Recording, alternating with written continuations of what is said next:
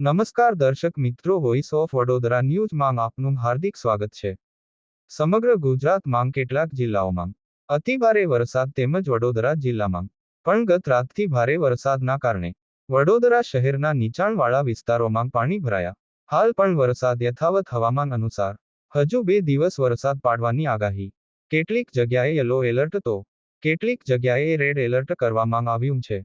ભારે વરસાદથી જનજીવન ખોરવાયું. રિપોર્ટ નિસાર મહેંદી સાથે હજરત ખાન.